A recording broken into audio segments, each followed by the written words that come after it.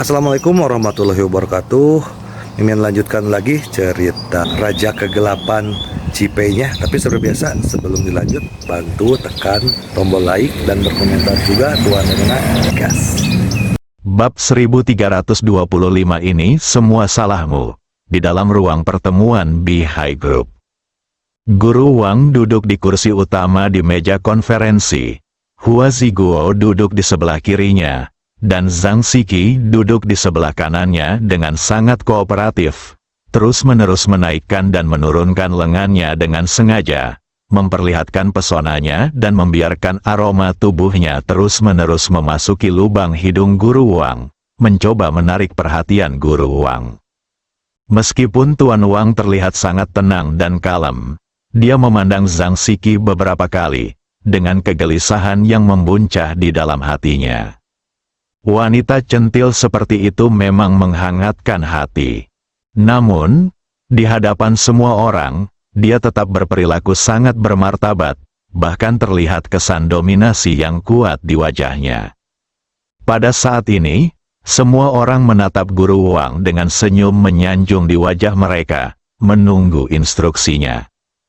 Tuan Wang memandang semua orang dan berkata, "Apakah kalian semua melihat apa yang terjadi di bandara tadi?" Semua orang langsung mengangguk, bahkan ada yang berkata dengan marah, Qin Jie itu sama sekali tidak menganggap serius Tuan Wang. Orang seperti itu terlalu sombong, Tuan Wang harus melampiaskan amarahnya. Benar sekali, tidak peduli siapa dia tidak akan bisa menindasmu, seorang guru terhormat. Beberapa orang yang berpengetahuan luas telah mengetahui identitas Qin Jie, jadi mereka secara alami dapat melihat tujuan Fei Tang Mansion ingin menjemput Tuan Wang. Sekarang tidak apa-apa kali ini, bukankah ini sama saja dengan mendorong Tuan Wang secara langsung ke pihak mereka? Tentu saja, mereka tidak akan melewatkan kesempatan yang baik ini. Mereka semua ingin tampil dengan baik dan berusaha membuat Tuan Wang senang. Dan bahkan membuat Tuan Wang setuju dengan mereka dan mendukung mereka. Kemudian, mereka akan menyerang Fei Tang Mansion bersama-sama dan akhirnya menghabiskan sedikit uang untuk mendapatkan barang-barang terbaik. Tuan Wang sudah mengerti apa maksud mereka, dan dia tidak menyembunyikan kemarahannya. "Saya tahu apa yang Anda pikirkan. Alasan saya memanggil Anda ke sini adalah untuk membicarakan sesuatu dengan Anda." Semua orang langsung duduk tegak. "Tuan Wang, silakan bicara." "Awalnya, Fei Tang Mansion mengundang saya karena mereka ingin saya mengomentari barang antik mereka di saat-saat kritis sehingga mereka dapat menghasilkan lebih banyak uang. Jika mereka menghasilkan uang, Anda akan menghabiskan lebih banyak uang, bukan?" Semua orang langsung mengangguk. "Ya, itu dia. Tuan Wang, Anda harus membantu kami menghemat uang." Zhang Siki mengambil kesempatan itu untuk memeluk lengan Guru Wang. Kukunya yang merah cerah menggaruk lengan Guru Wang, dan berbicara dengan suara lembut. Suaranya memikat, gerakannya menggairahkan. Guru Wang merasakan jantungnya berdetak kencang 2 kali. Dan dia ingin sekali melampiaskan nafsu binatangnya saat itu juga. Namun dia tetap menekannya. "Saya memanggil kalian semua ke sini untuk masalah ini." Mata semua orang langsung berbinar. "Terima kasih, Guru Wang." Guru Wang adalah guru sejati yang memiliki hati nurani. Mereka semua mengacungkan jempol, terus memuji dan melontarkan sanjungan. Master Wang tersenyum dan mengangguk. Wajahnya menunjukkan kegembiraan yang mendalam. "Tidak perlu pujianmu. Bagaimana kalau kita pelajari strategi spesifiknya sekarang?" Semua orang duduk tegak dengan ekspresi antisipasi di wajah mereka. "Saya akan mengomentari lelang malam ini, tetapi komentar saya akan menguntungkan Anda." Panggilan, semua orang menghela napas lega. Inilah hasil yang mereka inginkan, dan Guru Wang memberikannya kepada mereka. Hal ini membuat mereka sangat senang. "Terima kasih, Guru Wang." Tuan Wang mengangguk puas dan melanjutkan, "Sebagai balasannya, Anda harus memberi saya 10% dari harga semua barang yang Anda beli sebagai hadiah. Semua orang terdiam sesaat, saling memandang seolah-olah sedang mendiskusikan sesuatu. Guru Wang menyapukan pandangannya ke wajah semua orang tanpa sedikit pun rasa malu. Menurutnya, dia bisa membantu mereka menghemat banyak uang, dan 10% dari total harga yang mereka berikan sudah merupakan penghematan yang banyak. Dia bahkan melihat Zhang Siki di sebelahnya. Wanita ini menginginkan uang dan kecantikan. Pada saat ini, dia merasa penuh percaya diri dan bahagia dalam hidup. Bangga, nyaman, segala kekesalan akibat penjemputan di bandara tadi sirna. Saya setuju, Hua Ziguo berbicara lebih dulu. Dia memandang orang-orang yang hadir dan berkata, bukankah kita yang sebenarnya membayar lelang hari ini? Semua orang mengangguk, apa maksud Direktur Hua? Ketika saatnya tiba, kami akan menawar barang-barang yang mereka tawarkan secara bergiliran, tetapi tidak ada dari kami yang menaikkan harga. Jika Tuan Wang memberi mereka beberapa ulasan buruk, mereka tidak hanya tidak akan dapat menjual barang-barang yang mereka tawarkan, tetapi mereka juga akan kehilangan integritas. Menurutmu apa yang akan mereka lakukan? Tak terjual, seseorang berkata, tujuan mereka adalah menjual semuanya.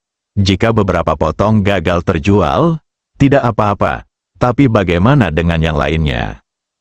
Perkataan Hua Ziguo benar-benar menyadarkan semua orang. Pada saat itu, saya khawatir harga lelang harus diturunkan. Ini adalah satu-satunya pilihan yang mungkin bagi mereka. Ada kegembiraan di mata semua orang. Jika Anda pikirkan 10% yang Anda belanjakan, jumlah itu sebenarnya tidak seberapa. Saya setuju, Zhang Siki menindaklanjutinya.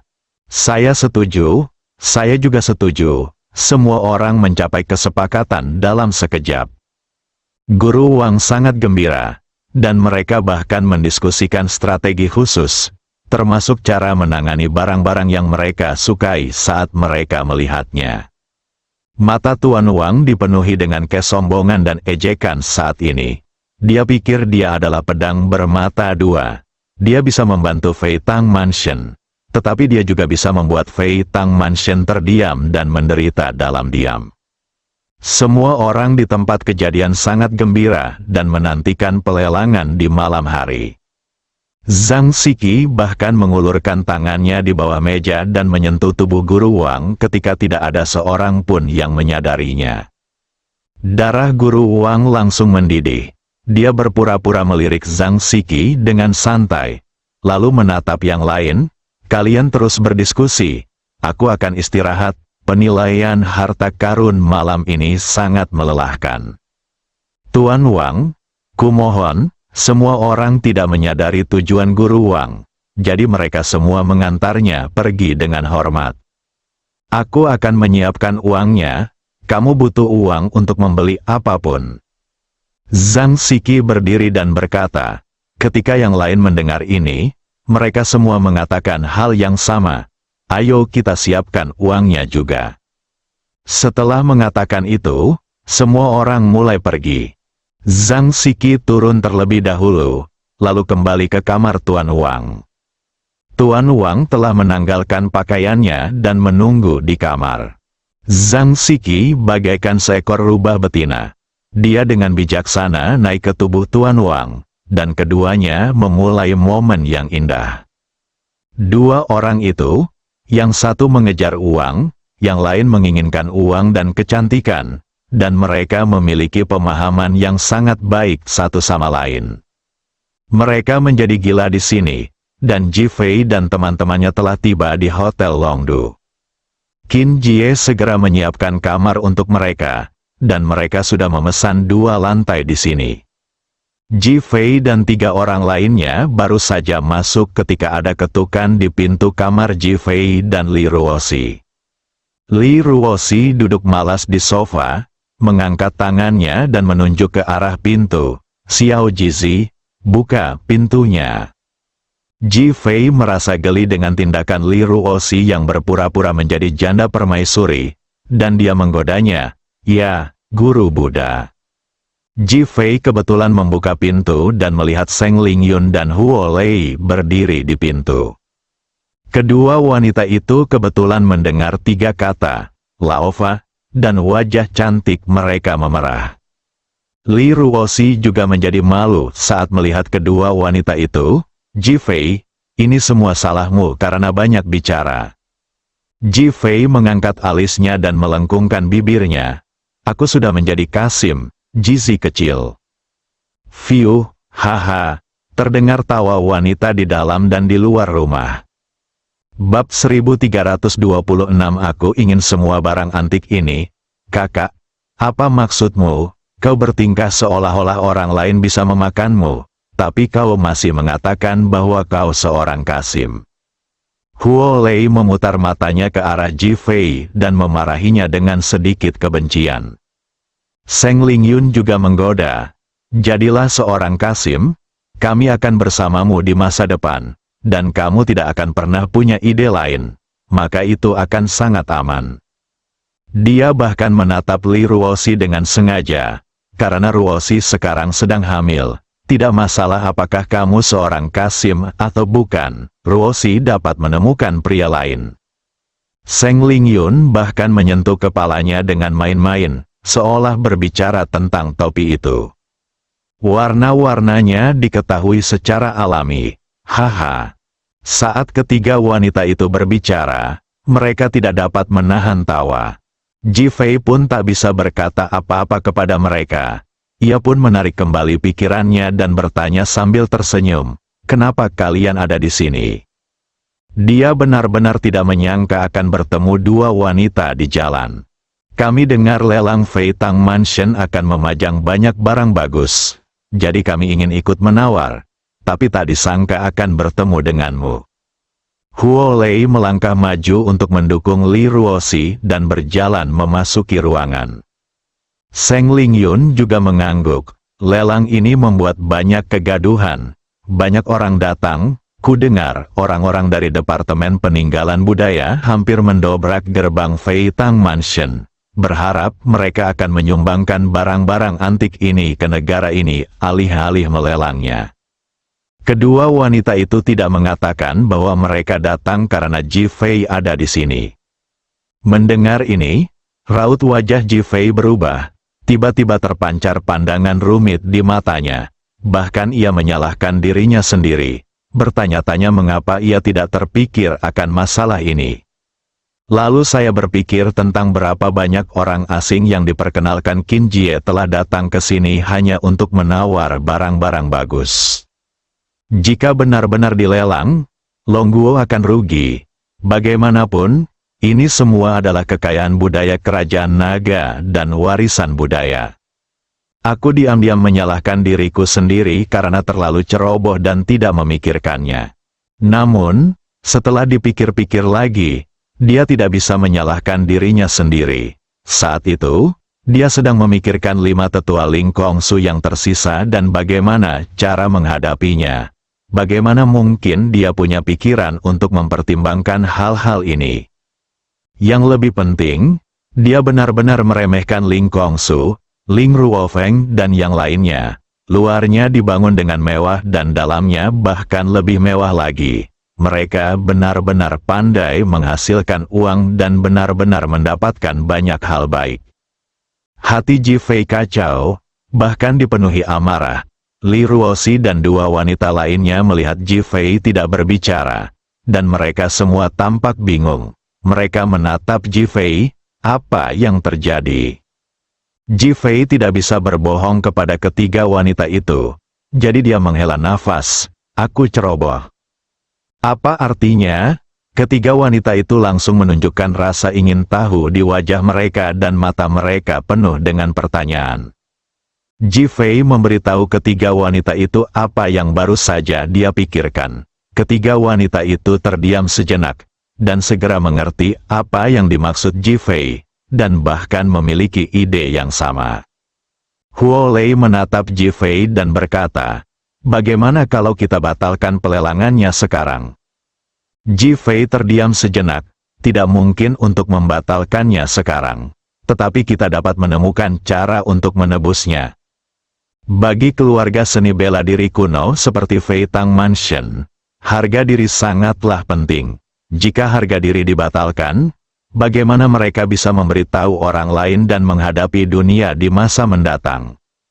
Meskipun pembatalan itu hanya masalah kata-kata darinya, Ji Fei tidak bisa tidak mempertimbangkan martabat keluarga seni bela diri kuno. Bagaimana kita menyelesaikan ini? Seng Lingyun bertanya dengan ragu.